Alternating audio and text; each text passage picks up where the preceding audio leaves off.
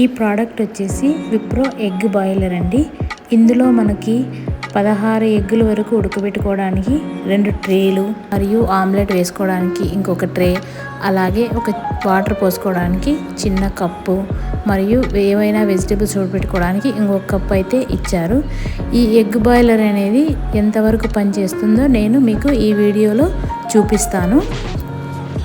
ఎలా పనిచేస్తుంది, ఎలా అరేంజ్ చేసుకోవాలి, ఎవరెవరికి బాగా యూస్ఫుల్ అవుతుందో నేను మీకు ఈ వీడియోలో అయితే ఎక్స్ప్లెయిన్ చేస్తానండి. ఇలాగ ఇచ్చారు కదా, అందులో మనము కావాల్సినన్ని వాటర్ అయితే పోసుకోవాలి.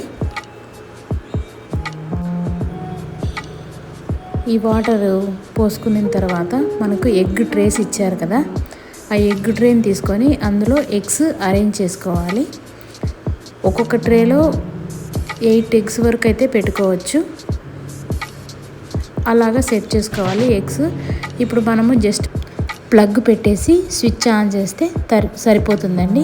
అదే ఆటోమేటిక్గా బాయిల్ అవుతాయి ఎగ్స్.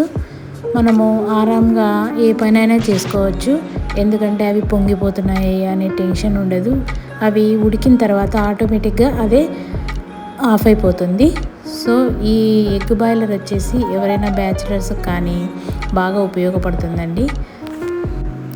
అలాగే అవి ఎంతసేపటికి ఉడుకుతాయి అనే టెన్షన్ లేకుండా ఇది ఉడికిన తర్వాత ఆటోమేటిక్గా ఆఫ్ అయిపోతుంది. ఎంతో ఈజీగా మనము ఎగ్స్ని అయితే బాయిల్ చేసుకోవచ్చు. నాకైతే ఎంతో మంచి యూస్ఫుల్ ప్రోడక్ట్ అయితే అనిపించింది.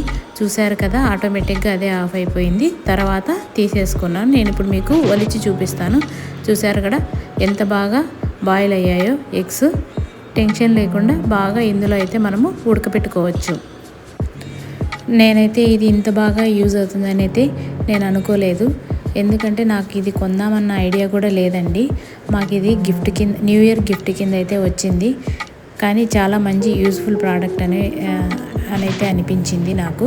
చూసారు కదా ఎంత మంచిగా బాయిల్ అయిపోయాయో. ఇప్పుడు వీటిని మనము కొద్దిగా ఉప్పు, కారం, పెప్పర్ పౌడర్ వేసుకొని బాయిల్ చేసుకొని తింటే ఎంతో టేస్టీ అయిన ఎగ్స్ మనకు రెడీ అయిపోయాయి.